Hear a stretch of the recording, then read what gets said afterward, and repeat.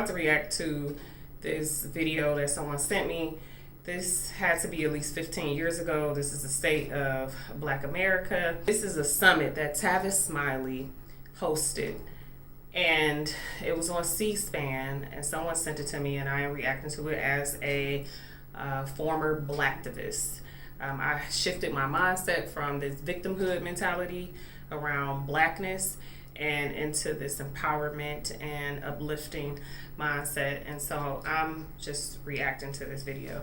This is Dr. Julia Hare, and the title of this is Dr. Julia Hare Tells It How It Is. She is, or was, the executive director of the Black think tank.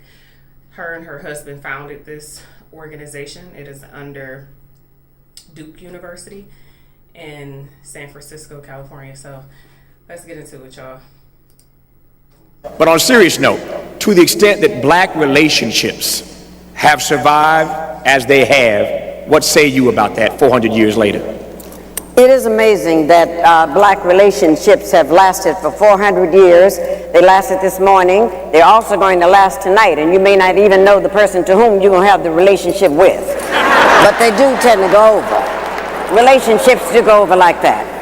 And as we move into what has happened to this, I know that our relationships sometimes really reach a low ebb. That's one of the reasons why we wrote the book, How to Find and Keep a BMW, a Black Man Working, that was spelled out in there. This is very serious. Because our relationships didn't start yesterday or last week. It also started 400 years ago when those 19 persons were here. And I want you to remember something very important that one of our by any means necessary power brokers told us, and that was Malcolm X. He said, if we can only remember that you didn't land at Plymouth Rock. Plymouth Rock landed on you. And it's very essential that we kind of keep this in place. And knowing that these are the things that happen, then we have to move more to change it. See, we have a system that would not like to see Black males and Black females together. They would not like to see that happening at all. Because once we come together, they understand the power of the strength of the Black woman, the queen of the universe. See, I won't say already because we're about 90 seconds into this, and we go straight to blaming people outside of ourselves for the conditions in our community. So she stated how they would not like to see us together and families together. What about us? Do we want to see our families together? Do we want to see us together? Because that really is the question. It doesn't really matter what we perceive there to be an external influence into that. What we have to understand is that this is coming from a soul level, then we have to be the ones to get in alignment with the things that we envision and we imagine for our community. And that is how we will be able to make that a reality in the physical. But we go straight to the blaming, and then we also then create this superiority sort of ideology around Blackness, or as she said, the Black queen, and the most, like, we do this thing that we sort of project, and in a way it's actually pretty narcissistic. It's like we create sort of this false grandiose ideology around Black womanhood, and we say queen, and that's not to negate that. That's not saying that Black women are not queens at all. That's not what I'm saying, but it's just this sort of image and this ideology that creates this false sense of this hierarchy or this reign and this supreme being, which we are supreme beings, but at our very soul level, not because we have Black skin, but because we are divine spiritual beings having a human experience. So let's go. They know that, her strength. They also know the power of the Black male, the warrior. If you would turn him loose, he will protect also his family and things that need to be done. And because they understand that if our relationships are together, then they will lose. But if our relationships are torn up, then we can forever be treated in certain ways by the oppressors. That's why they gave us something called integration, which is nothing but the illusion of inclusion. They gave us this. They actually gave the statement. Well, she's saying that they gave us the illusion of inclusion. And listen, that used to be one of my favorite lines too. But it's not so that they gave us this integration or illusion of inclusion. This is what we wanted. That is what we were fighting for. That's what civil rights was about, was around integration. So they didn't give us anything. We fought hard to be integrated. We fought hard for this illusion of inclusion. And so, again, that shifting the blame outside of communities that we created through our own doing, through our own need to be accepted when we already were a being. Like, all we needed to do was just continue to be who we are on this very soul level. But the sense that we wanted to be accepted and included says that we thought and felt that we wasn't enough and that we wasn't good enough. And so we needed to march and we needed to protest and we needed to pass these laws and we needed to rub shoulder with, the president and get these things enacted so that we felt inclusive. And when they gave that statement, it meant that they could go right into your homes. They went into the black homes now, the powers that be, and told us that you cannot discipline your children anymore. And if you discipline your children, you were going to jail. It's this kind of thing they told us. Now, this is amazing that, the black parents who in Africa, that was out of the question. Some social worker come in there saying you can't discipline your children, the social worker would disappear. As you all know, this kind of thing would go on. You would be sitting in a place like this and all you had to do was act up and do something wrong and all your mother had to do was to glance in your direction. Y'all remember that? And you remember that the glance meant don't let me have to get up and come over there.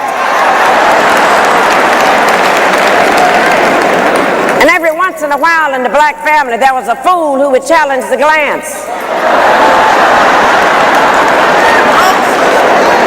And if you could get home over the foot, over the ironing cart, over whatever, you were sent to the backyard to get something off the peach tree. And if you brought something in that was too short,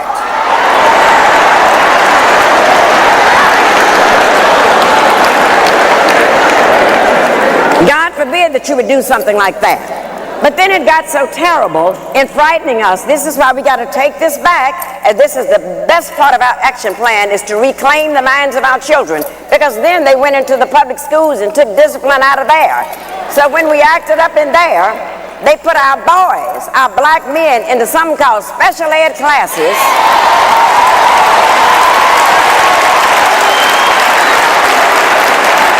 I'm going to just pause this right here to say that it's almost 4 minutes into this, and I have not heard any accountability on black people. I've heard her say they and them, they did this is what happened, because they wanted this, they wanted to see this. There hasn't been any accountability on behalf of black people.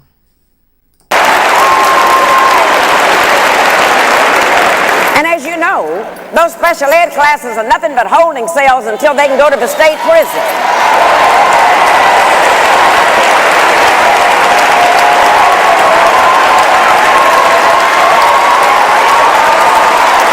But this is what they did. Listen to all of the cheers that she is getting. Like, this is an audience full of black people.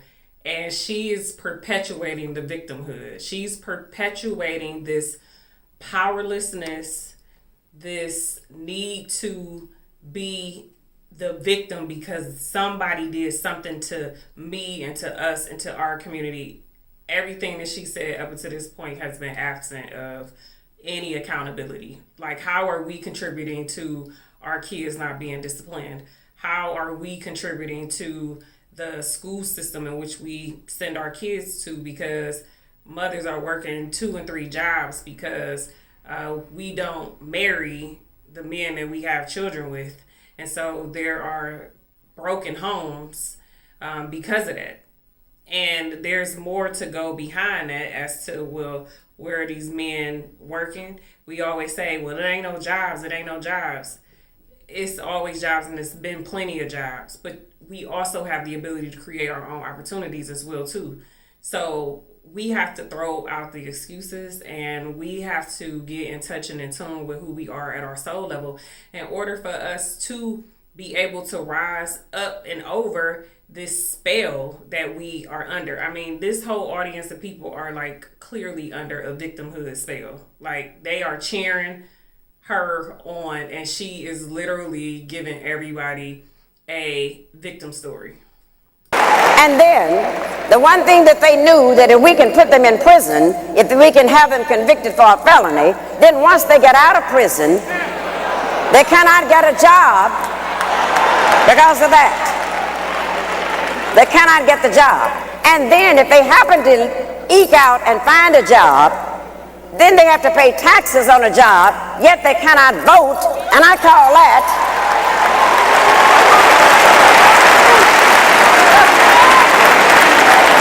There's a couple other black people up here, and I wonder what's going through their mind, because they are sitting there with still faces. So they don't seem like they are necessarily in agreement with her, but they don't seem like they're necessarily in disagreement with her. They really got on poker faces, so I really wonder what they think about what she said.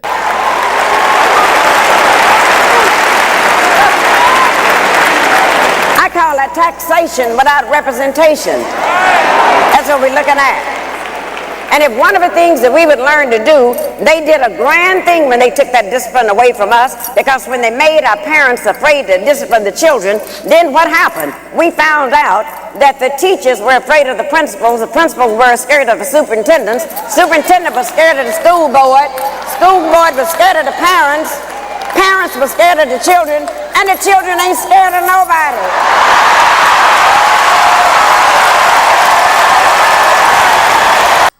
It's hard to listen to. This is hard to listen to. All of those people in that audience, it's thousands of people in this audience, thousands of black people in this audience who are accepting victimhood and perceived oppression.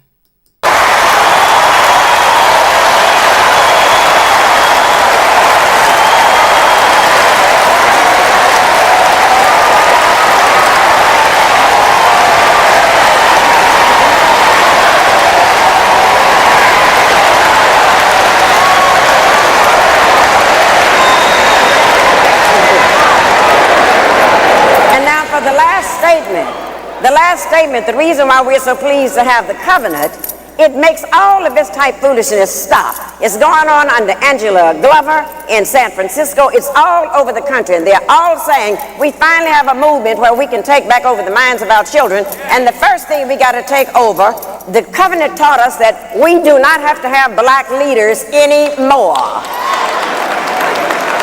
It told us because everyone in this room is empowered. Now that part right there is true. Like, everybody is a leader in their own right. See, we look to people to lead us, but I always think about a burning house, what Martin Luther King said to Harry Belafonte before he passed, which was that he feared he had led his people into a burning house. And so that's why it's important for you to know your own power and and that's why it's important for you to know your own power and your own strength, because you are a leader. We are all individual leaders, and a person that we are leading is ourselves. There is no said leadership or black leadership. We don't need black leadership. We don't. If we understood the power within ourselves, what we can do is be a demonstration to other people, and they can be inspired by that. But this meat suit does not define us. This is just the vehicle. This is just the make and the model, just like a car that we are using, while our soul is being Ubered around this earth in this meat suit. So we have to always understand that our soul is a backseat passenger to our vehicle, which is our human flesh. So we are just here to take our soul wherever it needs to go. And so everybody is leading in that way. Our souls are leading us to our destiny.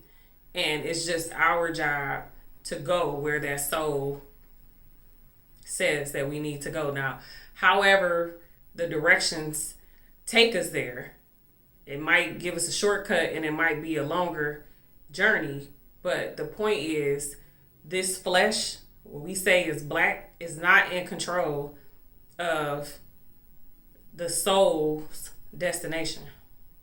To be a black leader. The one in this room.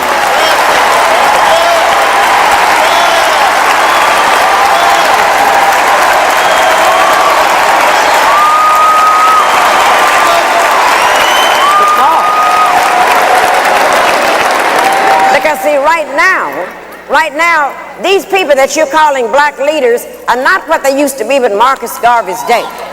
They're not what they used to be back in the days of W.E.B. Du Bois or Martin Luther King. Those were the people that got us together and planted a strategy, and we're not looking for fame. But today's black leaders, I'm afraid, have become leading blacks. And don't ever confuse leading blacks with black leaders. Look at the state of our community. The state of our community now is totally different than it was when Marcus Garvey was leading, or when Malcolm X was leading, or when Martin Luther King was leading. There are more single parent homes in our community. There's more poverty. There's more violence. There are just more issues, period, within our communities. So if they were leading us, where exactly did they lead us to? Here? So that's why I say that everybody is a leader in their own right. And so we cannot get caught up in this, like, well, who's leading us right now? Who's our leader in the community? I don't even know of any other, outside of the black community, who else got leaders? What other race or clan of people have leaders? I mean, that's normal in tribes, you know, and even in maybe smaller nations. But where do we get this idea that we need to be led by somebody? And so as long as we believe that, we are going to be looking for something outside of ourselves, when the answer is always us and always within us. And that's a part of why we can't ever really get anything accomplished, because we're always waiting for someone outside of ourselves to lead us to our destination and to our destiny, where your soul is the only thing that can lead you to where you need to be.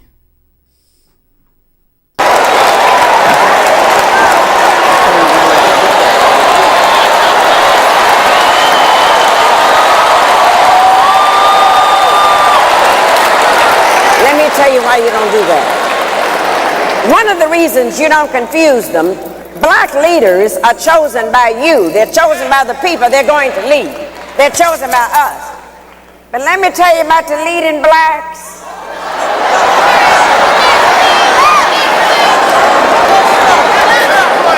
The leading blacks are chosen by the media. Leading blacks are chosen by ABC, all broadcasting Caucasians. It's only got 2 more minutes, y'all. This is hard to listen to. This is so hard to listen to. And it's only almost 10 minutes.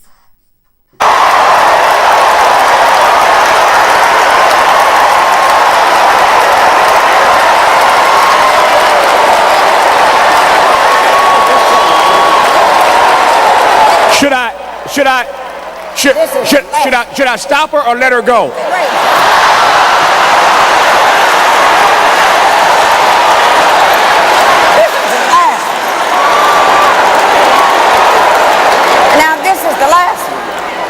This is the last one. Leading blacks are also chosen by NBC. Nothing broadcasting but Caucasians. And the rest is chosen by CBS, the Caucasian Broadcasting System. And when you allow leaders to be chosen by the media that's owned by the corporations, when you get ready to change your lives, when you get ready to demonstrate, when you get ready to march, when you get ready to come to the covenant, when you get ready to endorse and make Tavis one of our next elected officials, but what happens?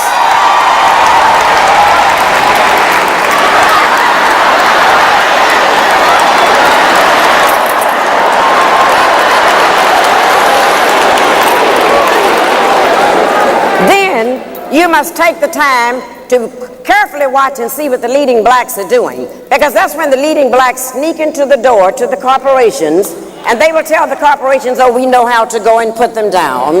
We know how to get you some real affirmative action Negroes to come in here and work.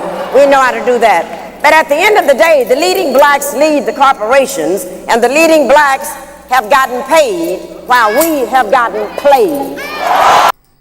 But we the ones that's playing ourselves.